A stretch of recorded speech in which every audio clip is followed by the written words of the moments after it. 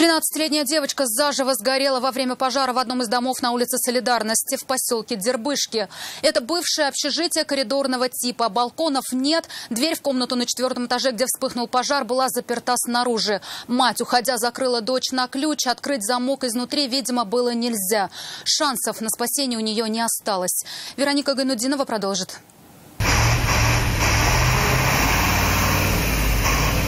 Соседи рассказали, девочка просила о помощи, кричала через закрытую дверь, потом в окно. Но помочь ей соседи были не в силах. Металлическая дверь была закрыта на замок снаружи. Открыть ее изнутри было нельзя. Выбить невозможно. Говорят, единственное, что могли сделать, это вызвать пожарных. Сообщение о возгорании в одной из квартир дома на улице Солидарности поступило на номер вызова пожарной охраны в 18 часов 25 минут. Это бывшее общежитие коридорного типа. К моменту прибытия расчетов огонь охватил почти всю комнату. Обгоревшее тело обнаружили спустя полчаса, когда справились с огнем. В 6:19 мне позвонила знакомая и сказала: у вас на этаже пожар. Я прибежала сюда, уже пламя было. И я не видела. Я видела только маму ребенка.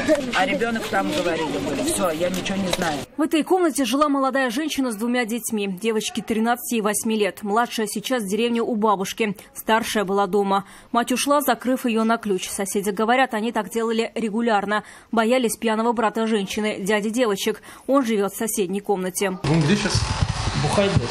О самой женщине соседи говорят только хорошее. Говорят, делала для детей все, что было в ее силах. Закрыла дочь на ключ для ее же безопасности. Когда узнала о трагедии, не смогла оправиться от шока. Ее увезли ее связали, видимо, уже потому что поехала. Связали из-за того, что такая трагедия произошла. Сейчас дознавателям предстоит выяснить, из-за чего вспыхнул пожар. Но по предварительной версии причиной стало короткое замыкание в одном из электрических приборов. Вероника Гайнудинова, Елена Саляхова, Константин Бушуев. Вызов 112.